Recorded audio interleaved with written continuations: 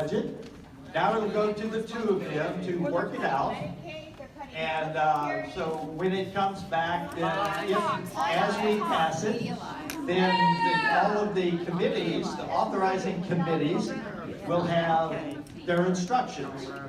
How much savings are you going to find? So it's set at $1.5 trillion, maximum of $2 trillion. For every dollar that we don't get to $2 trillion, the tax cut extension will have to reduce by $1. It's a little complicated, but that's the reconciliation package. So the other one is the Doge program. That's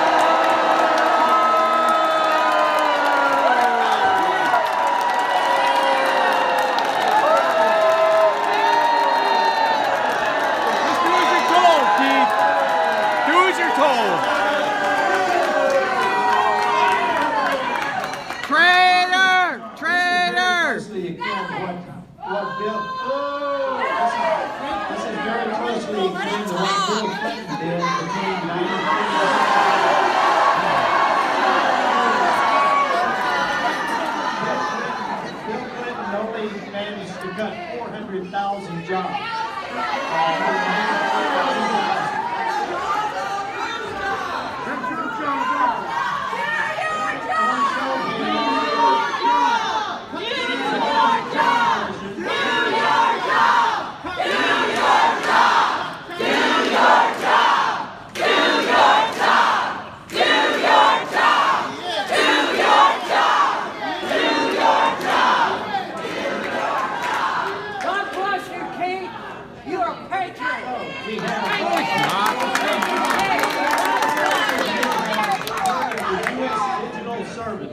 U.S. Digital Service. How many of you heard of the U.S. Digital Service?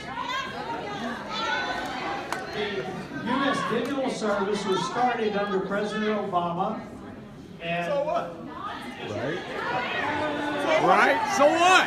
He says he pairs the country's top technology talent with the best public service to complete the usefulness and reliability of the country's most important digital services. Well, we realized that we could potentially build a SWAT team inside the government that was helping agencies. We dubbed it the U.S. Digital Service. They're making a tremendous difference. End quote from President Obama. So President Trump renamed the U.S. Digital Service Department of Government Efficiency.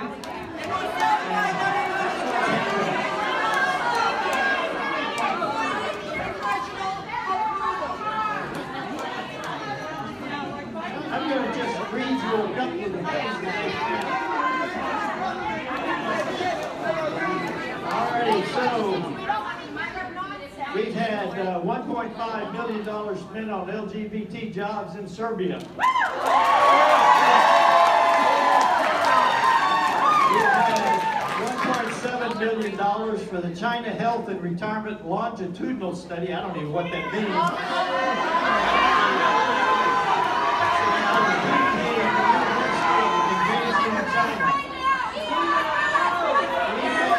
Didn't Congress vote for that? Weren't you part of that? If you didn't agree with it, why'd you vote for it?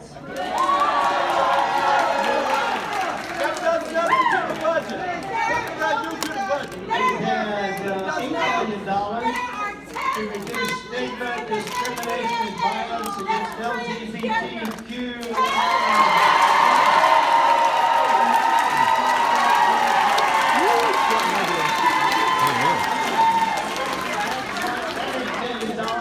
was spent in Lesotho. How many of you know where Lesotho is? South Africa, completely surrounded by South Africa. And if you want to go to find all of the transparency that Doge is putting out,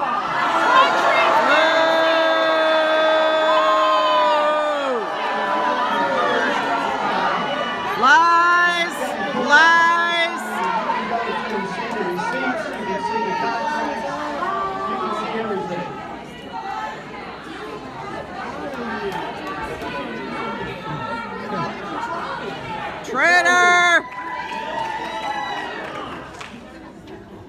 see, I think it's questions on most of these. We need better talking point.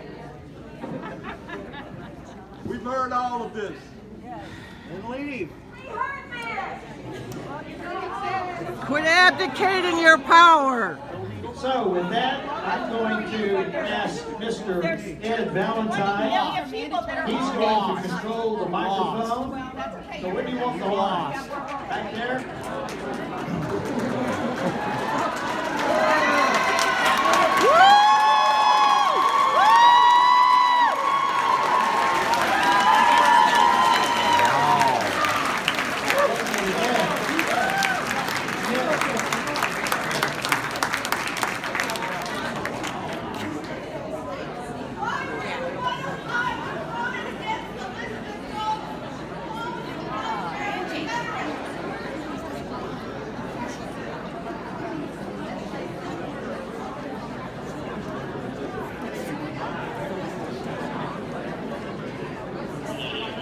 Okay, first question. Let's go. Hi, Congressman Self. My name is John from Plano, and my question is about inflation. On President Trump ran on a platform of reducing prices. The price of eggs on the day that he was sworn in was $4.17 a dozen, and right now it's at $5.97 a dozen. That's a 43% increase in just a month since President Trump has been elected. Even more concerning to me, though, is the price of insurance on my house. I just got my insurance bill for next year, and the price of insurance on my house jumped 23% in Plano. Okay? I have to pay an extra $1,000 in insurance alone on my house. Let's abolish On my NOAA. house in Corpus Christi, the cost is even more. It went up by 30% in Corpus Christi. So, what are you going to do to reduce prices to bring inflation down? Because I can't keep paying 25% and 30% increases in insurance every year. That's going to make my insurance increase twice my property taxes, All right, and you made those your are point. already high. Yeah, it's a great question. Brooke Rollins, who you may know, she's a Texan. She's the Secretary of Agriculture. Just announced, and I don't remember all of the details, but they're going to import literally tons of eggs from Turkey, and she's going to invest $400,000 in research to increase the egg production in the United States. So Brooke Rollins, the Secretary of Agriculture, to answer your question on the eggs. Now, house insurance is something else because that is the insurance industry, and frankly, I think this is one of the areas where we ought to allow the free market to work more. But How many big ag own all the chicken production? There is no free market. The invisible hand of the free markets determines some of those. Next question. Hi, my name is Allison McFarland. I'm from Plano. I know that you voted for the budget resolution this week, and your office and you today are saying that you will absolutely not cut Medicaid or Medicare, and those are essential. However, you are required by the resolution that you voted for to cut $880 billion from the House Committee on Energy and Commerce. So, it is mathematically impossible to cut $880 billion from that committee without touching Medicare or Medicaid. So you are lying to us.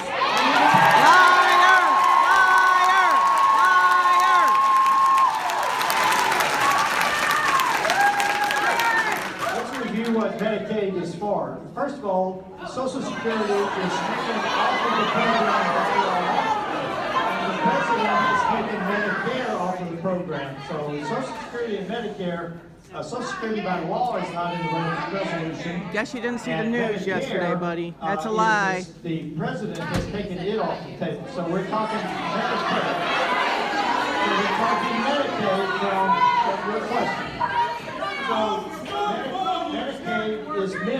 for pregnant women, children, those with disabilities. Let him answer the question. Have a little courtesy. Now that time's In the passed. last decade, $1 trillion, more than $1 trillion, has been made in improper payments.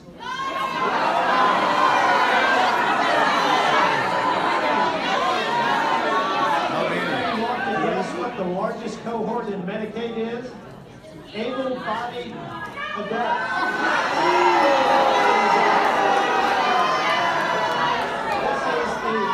This is the way that we can get to Medicaid and to this number, because frankly, you go across Collin County, you see a lot of hiring signs. So that's what is possible to be done.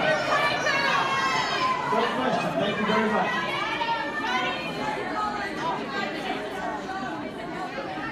Traitor!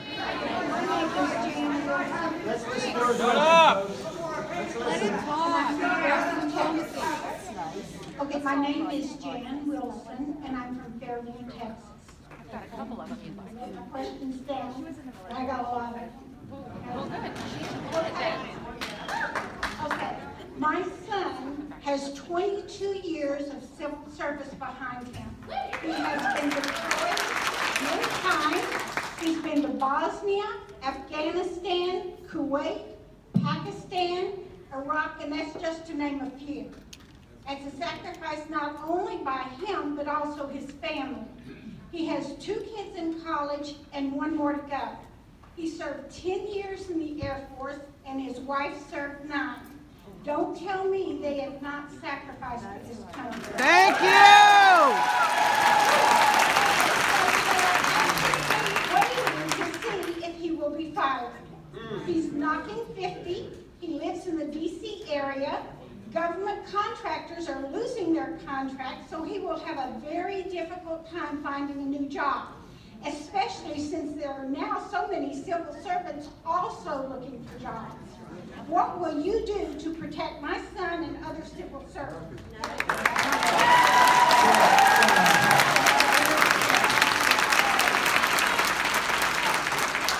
Well, it's important that the government get down to the right size. Did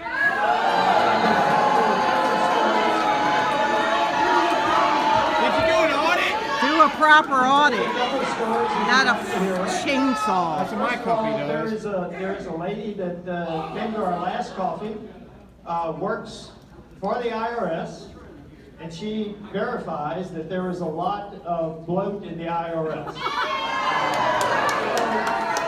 The second story I want to tell you is a lady that I sat next to on the flight up to DC last week. She works for one of the large contractors in the FAA area. She works basically for FAA. She's a contractor with one of the employee of one of the big contractors. And she said in the FAA, she used the word malaise. So that's all we're trying to get to. We're not going to cut to civil service. Next question. Boo!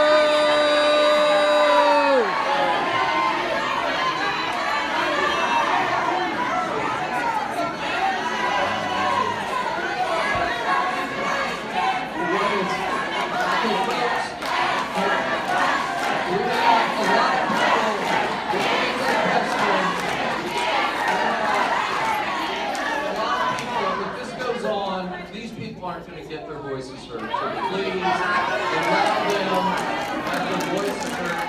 The question that you'd like answered is, what is Congress going to do to protect civil servants? The question is, how many civil servants do we need?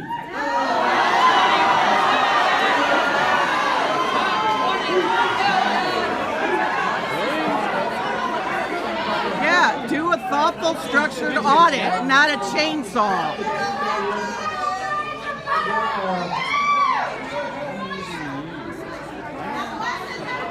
I don't know. Did you check? They want the next question. All right, next question's on Social Security. Hi Keith, I've been here plenty of times before to talk about Social Security. I know a 29-year-old talking about Social Security is a little strange. So our current Social Security tax cap is at $176,000. 93% of Americans pay into Social Security every single day. And we have people in this country not paying into Social Security. So if we were to remove the Social Security tax cap, this is verified information from the Social Security office in Harvard Business School. I have a degree in economics and I did the math myself. If we release the cap on the tax of Social Security will be solvent through 2080. Yeah! If we do not do this, 25% of benefits will be cut immediately in 2034 when Social Security becomes solvent. 1 in 7 seniors relies on Social Security as their only income. So Keith, I'm asking you today, will you help all our seniors and me in the future and everyone in this room by removing the Social Security tax cap so everyone pays 6.2% off every single day? Tax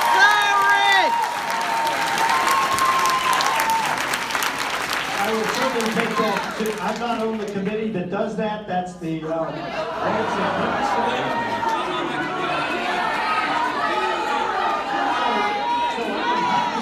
to the committee and absolutely suggest that to them and see what they say. Absolutely. Tax the rich!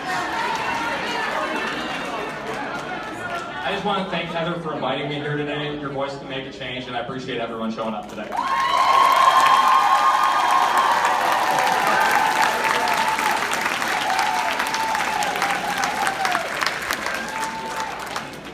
Hi, my name is Alexandra Ralston. I'm here from Wylie. I'm also a mother of 2 Air Force service members. I'm originally from former Yugoslavia. I came here, gosh, like 30 years ago. I'm legal, I'm a legal citizen. My question is, what are you, or even if you're able to, or if Congress is able to, what are y'all gonna do about selling our farmland to foreign investors? Are you aware of Epic City 2.0? That it's on 402 acres in ETJ?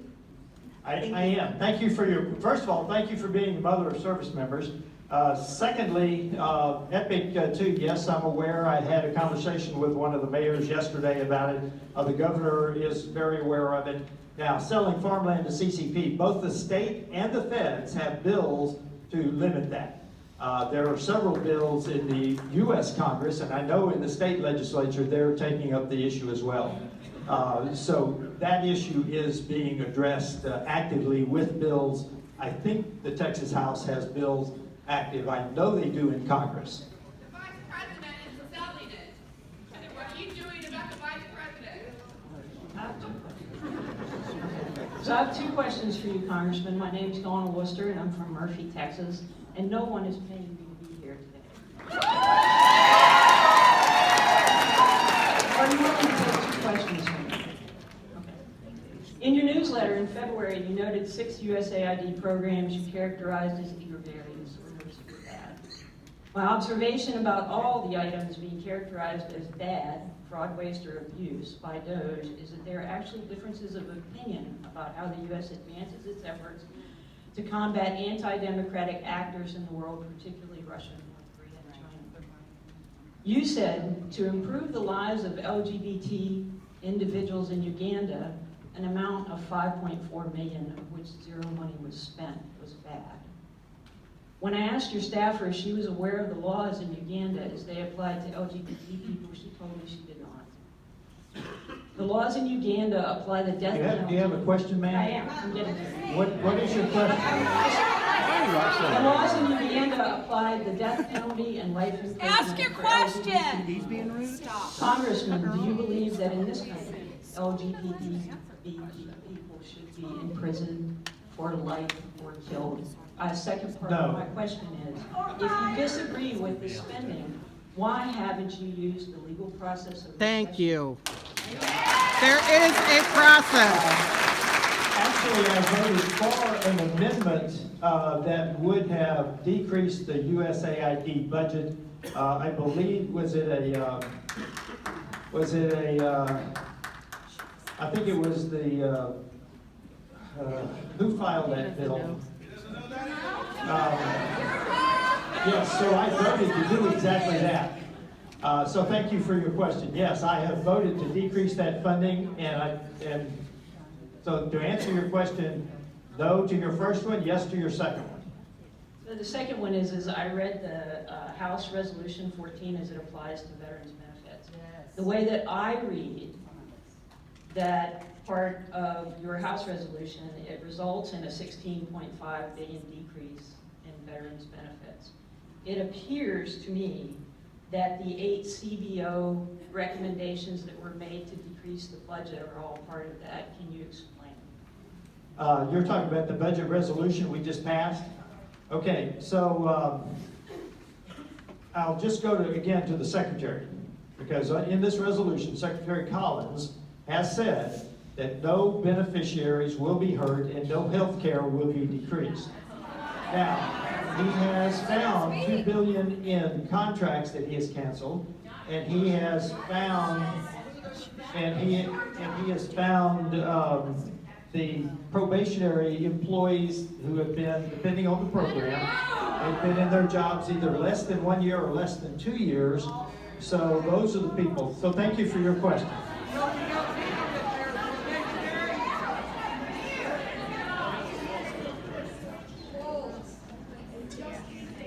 Hi, Chuck Brothers, City of Allen. We've met before.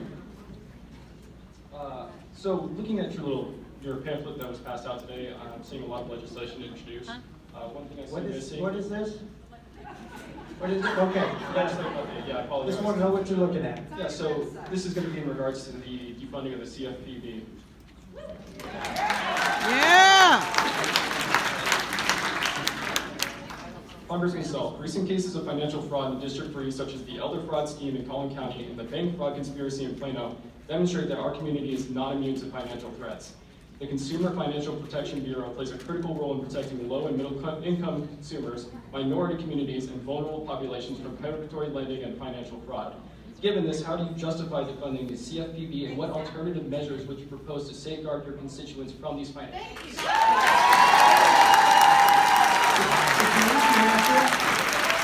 It's a really easy answer. Congress doesn't fund the CFPB.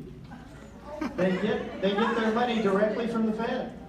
That's the way Senator Warren set it up. That's not part of that discretionary funding that we were talking about. Then why are they shutting So I have no funding. So we want to say that they cannot, by law, because there is no law that says this yet. So we're trying to get a law through that says you can't take that money from the Fed. Absolutely, because that's the Department of the Treasury. This is an organization that either belongs under the Treasury or we put it under the regular appropriations process where Congress gives them money. But right now, there is no limit to the money the CFPB can take out of the Fed. It's not under the appropriations process. So currently, we have no say-so over the CFPB funding. Thank you for your question.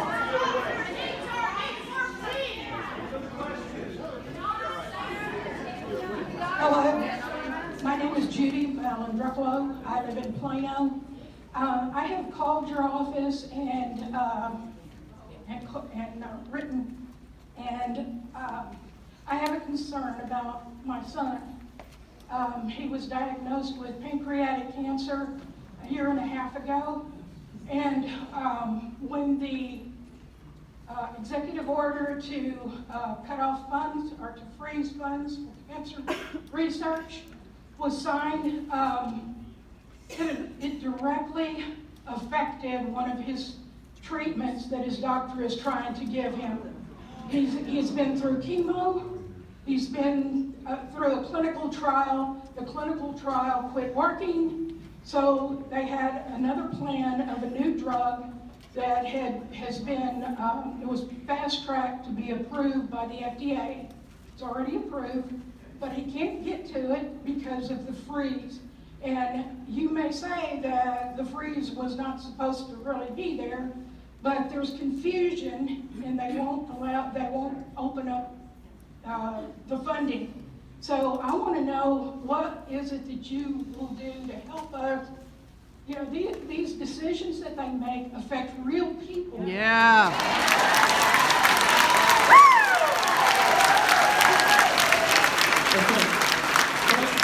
Thank you for that, Ken. What we will do, this is why my district staff, and this is Michelle Bishop right up here, who's my district director. This is why we have a staff here in the district. So if you will give us the specifics, we will ask, because we are your intermediary between citizens and the federal government. Well, let's do one person at a time.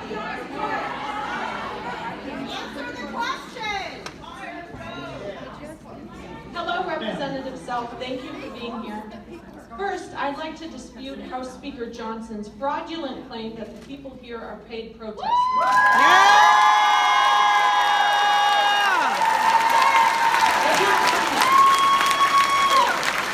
The people here today are real citizens who love their country, and Republican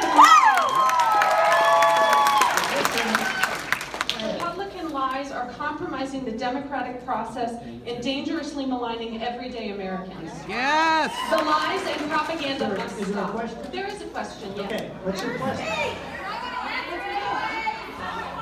I'd like to Question ask is, you why are why you you and the dead? Republican Party have been silent about prominent Republicans throwing Nazi salutes recently.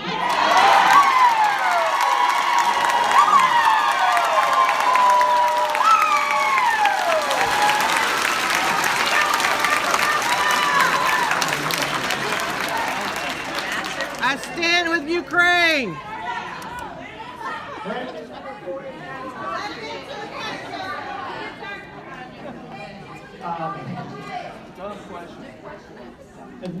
Yeah, I got the question, Ed. The Nazi salute is despicable.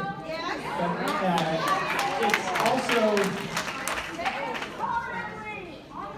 if we try to answer every one of everything that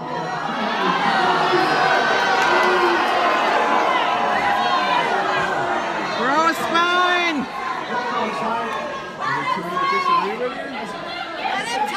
Years in the military, defending your right to be here to do this, for his right to do whatever he did. And frankly, that's why, in one way, I celebrate what we're doing here today, because this is a freedom that very few countries in the world have.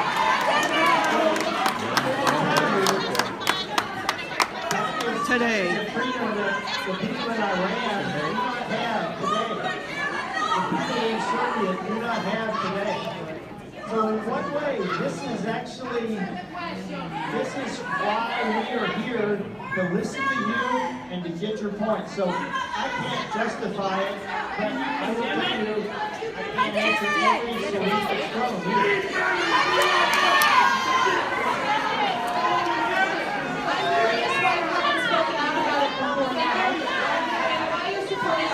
Abandonment of European allies in favor of the Russian.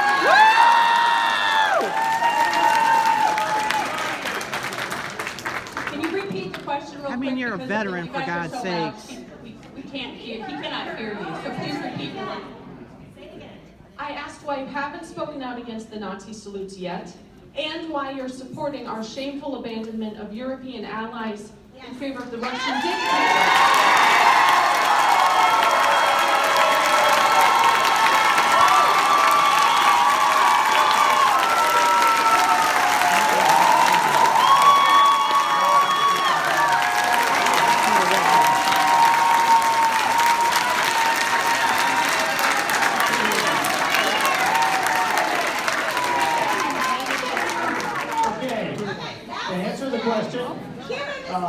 I am the chair of the Europe Subcommittee on the Foreign Affairs Committee. I have had probably 15 delegations through my office since I was named the chair of this committee from Europe. And I told them all the same thing. There are several things that I've told them. First of all, they do have to step up because they are not meeting their 2% in the NATO fund. They're just not. The Baltic states are doing very well, the small Baltic states. Romania, Poland are obviously all in for their 2%, even more. The three largest countries are not, and they're not participating, and then several others. So, first of all, NATO is a consensus organization. Nothing happens in there without everybody. But they have a commitment to 2%. Why are you abandoning and they're not doing it. US? They lived under the nuclear umbrella for years now. So all we want them to do is to step up and actually do more as NATO allies and even the people who are new into NATO. That's what we want. We are not abandoning the NATO allies. We are not abandoning the NATO allies. We simply want them to participate more. Once they took the peace dividend after 1991, the European nations have no longer funded their military. The German military, the German Answer the question.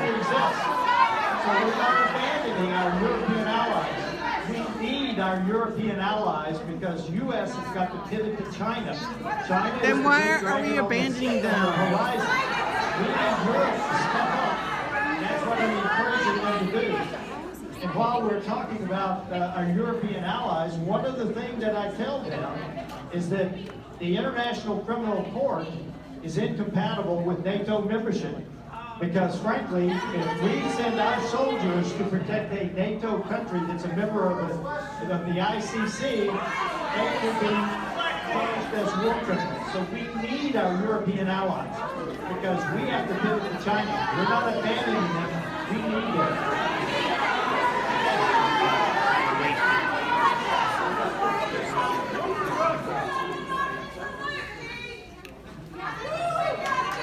Mr. Congressman, thank you again for doing this. I saw you in bikini a month ago at Coffee with Keith. My question is not going to be about policy. It's going to be about the health of our country. Like you, the health of our country. Like you, I'm a West Point graduate. Like you, a retired lieutenant colonel in the Army. I served 4 years in the White House, in the National Council and Council of Economic Advisors. My question, Alexander Hamilton in 1784 wrote that when our public councils, our leaders treat their responsibilities like a sport, we end up with a government that is distracted, feeble, and arbitrary. I served on active duty in the first Trump White House. It was pretty distracted. I think a lot of people would agree that the Biden White House was somewhat feeble. And I think most people would agree today that the second Trump White House is fairly arbitrary. So my question to you as a leader in our country is when and how will you and your colleagues across the political spectrum stop treating responsibilities like a sport and stop blaming one another, hold each other accountable, and lead with honor and integrity for the overall good of our nation?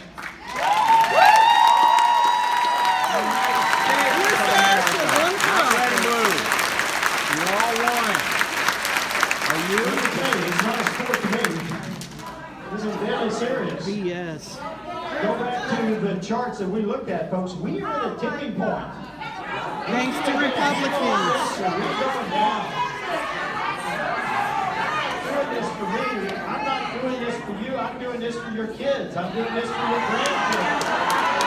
Don't do me any favors. Not a sport to me.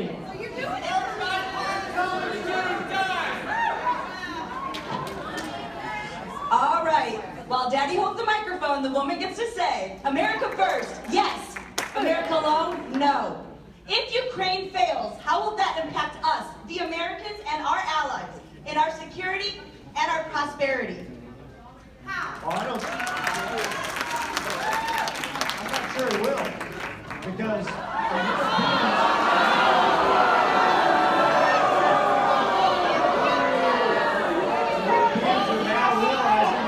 to do more, and there is a red line that Putin does not want to cross, and that's the NATO red line. United States Constitution.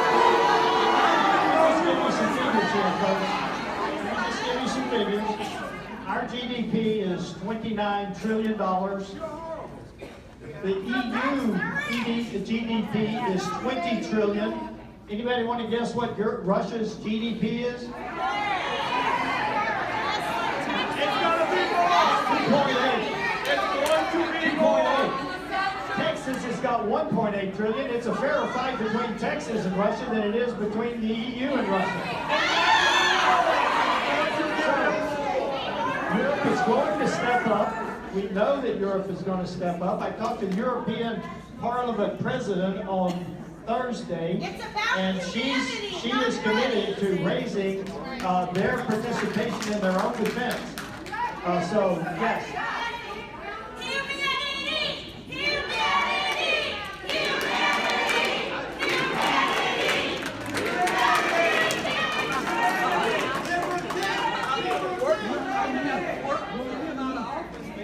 My name is I live in Prosper, Texas. I have a son who is currently serving in the National Guard, and I gave 9 years of my life to being a military spouse, including during 9/11. I was on the first carrier to respond. For what it's worth, that son who is serving has ADHD and dyslexia, and how do you get a waiver to serve? I assume you see him as a DEI hire. I stand here as a mother whose son could give his life at a moment's notice, but in reality, his service is now illegal based on Trump's executive order to eliminate DEI in the government. Ooh. First, I appreciate, that's not actually a question. First, I appreciate that you are here taking comments. It does take some level of commitment to be here and take questions, even from those of us who are angry. We are here because we hope you hear us, and I am not being paid to be here. As a comment before Trump took office, the number of people employed by the U.S. government was at about the same level it was 50 years ago, although the U.S. population has increased by about 2/3. What has increased dramatically is spending on private contractors who take profits from their tax dollars. Yeah! That's your fraud and abuse! Based on your stated definition of integrity from the last Coffee with Keith, being responsibility of Constitution over party, in the top 10 bills this week in Congress is a resolution to make Donald Trump's birthday a federal holiday along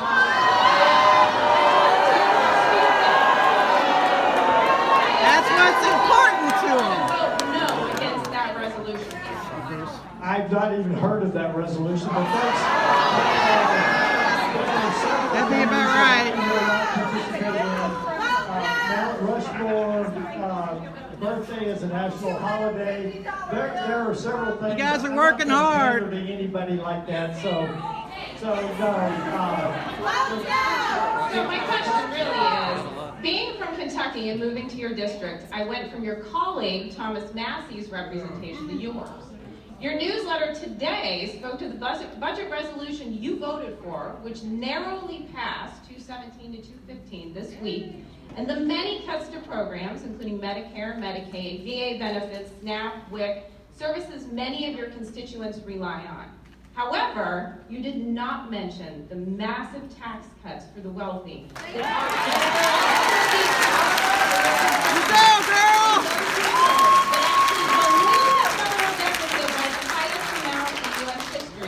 $7.3 trillion net after cuts, according to the Congressional Budget Office. I assume you rely on these numbers to make The question.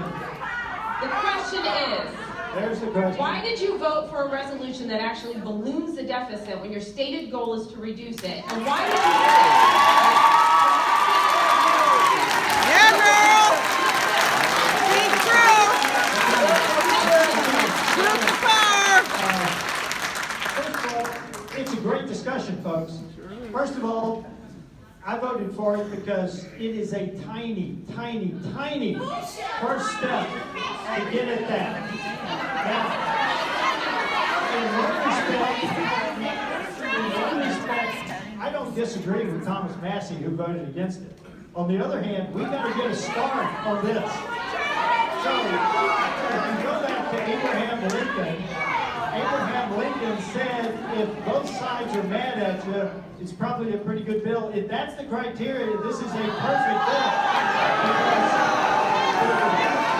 The progressive left is mad at us for trying to cut. The conservative right is mad at us for not cutting enough. by Lincoln's definition, this might be a pretty good bill. Tax the rich! It is only going to try to get at that in a very minuscule way. So yes, there's going to be some short-term pain until we can get the... Oh, for fuck's sake.